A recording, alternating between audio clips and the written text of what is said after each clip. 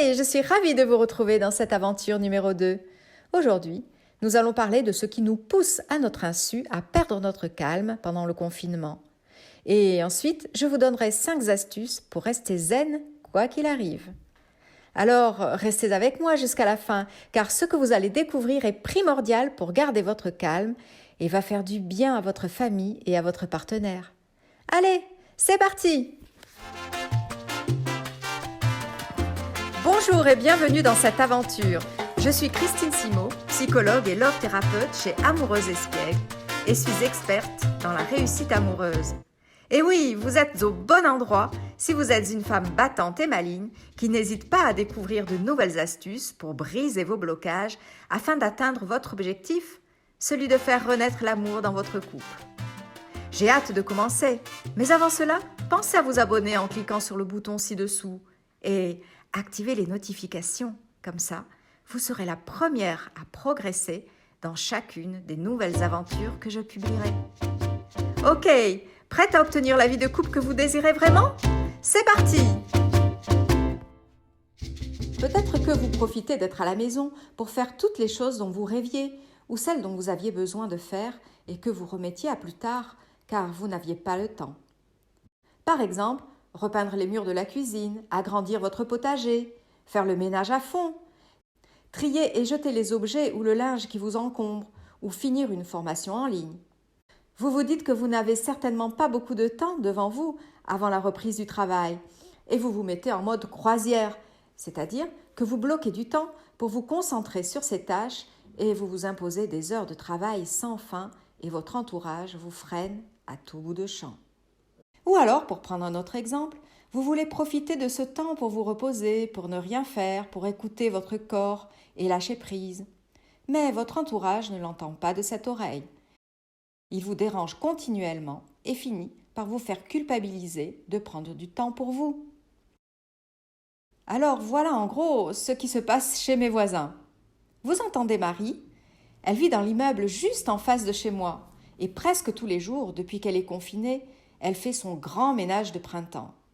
Sa petite fille qui a 5 ans voudrait jouer avec elle ou attirer son attention et se met au travers de son passage. Elle marche sans faire exprès sur le sol, là justement où il est mouillé, et la dérange. Marie se met à avertir son enfant 1 fois, 2 fois, puis commence à lever la voix et finit par insulter sa petite fille en lui disant « Fous-moi le camp d'ici !»« Je te dis de partir, je ne veux plus te voir ici. Allez, file !» La petite fille fait sa mine triste, tourne le dos à sa maman et s'en va. Voyons maintenant l'exemple de Paul. Il habite au rez-de-chaussée, un petit peu plus loin. Sa maison est silencieuse, mais soudain, un orage éclate. Il se met à crier sur sa femme et à l'insulter. Je n'entends pas ce qu'il dit exactement, mais le ton est menaçant.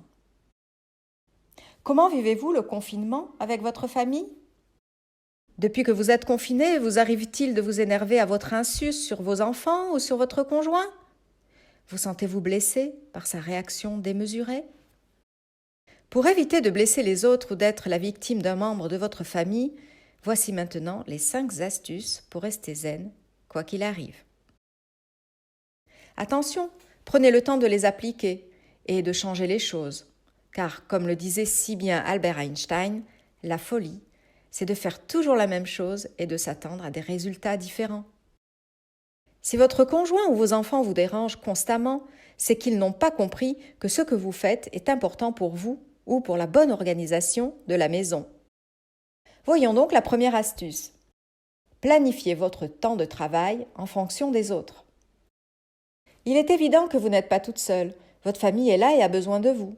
Votre famille veut profiter que vous soyez à la maison pour passer du temps avec vous, mais parfois aussi pour vous faire des travaux supplémentaires. Par exemple, ils ont peut-être besoin de changer certains meubles de place, de faire certains devoirs ou bien du bricolage. Bref, des travaux difficiles à exécuter tout seul. Résultat, la pression monte.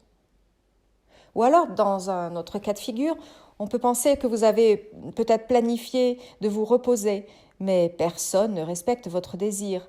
Alors, vous parlez plus fort. Vous vous mettez en colère pour vous faire respecter. Vous mettez donc des limites aux autres en criant, et ils se sentent rejetés et mal aimés. Pour rester zen, quoi qu'il arrive, il faut premièrement faire une réunion familiale. Le but de cette réunion est que chacun s'exprime en formulant ses attentes. Vous listez toutes les tâches à faire dans la maison pour qu'elles soient fonctionnelles, ce que chacun doit faire pour son propre compte et aussi ce que chacun aimerait faire pendant ce confinement. Tout le monde doit être pris en compte, c'est-à-dire que chacun a la parole et lorsque la liste des attentes est faite, distribuer avec l'accord de tous le travail quotidien et les horaires pour chacun. Vous pouvez alors vous organiser et planifier pour que tout le monde soit satisfait. Vous serez aidé dans les tâches journalières de la maison, donc tout le monde sera occupé et se sentira responsable du bon fonctionnement de la maison. Tout le monde aura ses heures de travail, ses heures de détente, les heures pour votre conjoint, les heures pour s'occuper des enfants. Tout le monde y trouvera son compte et vous n'aurez pas à vous énerver pour obtenir ce que vous voulez, car tout est négocié, tout est écrit sur une feuille que vous collerez sur le réfrigérateur. Donc, plus de problème. Vous pourrez alors rester zen pendant votre heure de détente que tout le monde respectera et vous ferez ce que vous voudrez pendant ce temps. Et si quelqu'un vous interrompt, vous aurez tout loisir à le renvoyer face à la liste, consulter les horaires établis par tous. Deuxième astuce, lorsque vous sentez que la tension monte à la maison, n'oubliez pas de respirer un grand coup. Cela va oxygéner votre cerveau et vous aider à penser de façon plus claire. Troisième astuce, s'il ne vous est pas possible de faire du sport, sachez que toute la décharge énergétique reste à l'intérieur de vous et est prête à sortir à n'importe quel moment. Vous pouvez remédier à cela en lâchant prise et en vous disant que l'harmonie familiale est la priorité pendant cette période de confinement. Vous pouvez aussi parler à votre conjoint de tout ce qui vous préoccupe, de façon à ne pas accumuler de mauvaises énergies à l'intérieur de vous. La quatrième astuce est de vous lever plus tôt ou de profiter des heures de repos des autres. Par exemple, le film du soir ou bien lorsque les enfants sont couchés, pour allonger votre temps. La cinquième astuce pour rester zen est de donner le bon exemple en répandant des paroles positives et réconfortantes, en les poussant à aller plus loin que leurs limites. Bref, en leur disant des petits mots pour monter leur auto-estime, en exprimant que vous êtes contente d'être avec eux, en leur montrant comme ils sont importants pour vous et comme votre conjoint l'est aussi. Vous pouvez prendre ce confinement comme une lune de miel familiale où vous allez tout faire pour que chacun de vous soit heureux. Pour conclure, je voulais vous dire que si vous perdez votre calme, c'est parce que vous êtes frustré de ne pas pouvoir faire ce que vous avez planifié toute seule dans votre tête. Être dérangé sans cesse vous agace et à la longue, vous craquez. Appliquez donc ces 5 astuces. Je vous les résume. Premièrement, planifiez votre journée en fonction des occupants de votre foyer. Deuxièmement, lorsque la tension monte, respirez. Troisièmement, lâchez prise ou parlez à votre conjoint de ce qui vous chagrine. Attention, les plaintes ne doivent pas durer plus d'1 minute. Quatrièmement, levez-vous plus tôt ou prenez du temps sur les heures de repos des autres. Cinquièmement, donnez le bon exemple en répandant des paroles positives et réconfortantes dans la maison. Voilà mes amoureuses, dans cette aventure, nous avons vu ce qui pousse les personnes à perdre leur calme pendant le confinement et les 5 astuces pour rester zen, quoi qu'il arrive. N'oubliez pas d'appliquer ces astuces qui vous permettront d'élever votre relation de couple vers le bonheur. Je vous promets que si vous appliquez cela, l'harmonie et l'amour reviendra dans votre foyer. N'oubliez pas, réapprendre à goûter au bonheur, c'est comme apprendre à marcher, on commence par des petits pas. Je vous souhaite un bon travail sur vous-même et ces acquis vous serviront tout au long de votre vie. Ah, je voulais vous dire une dernière chose très importante avant de vous laisser. N'oubliez pas non plus que vos enfants observent comment vous interagissez avec votre conjoint. Et sans le vouloir, ils adopteront votre modèle de couple lorsque l'heure viendra de vivre avec leur propre conjoint. Voilà, mes amoureuses espiègles. J'espère que vous êtes motivés à faire régner le calme et le bonheur chez vous. Sentez-vous libre de me mettre un commentaire ou bien un j'aime, car passer à l'action est déjà un petit pas vers le succès.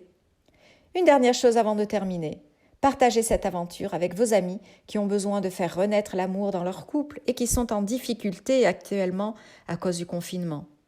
Allez, je vous souhaite une excellente journée et si vous le désirez, un cadeau vous attend sur mon site amoureuseespiègle.fr. Amoureuse espiègle au pluriel, bien sûr. Allez, à bientôt!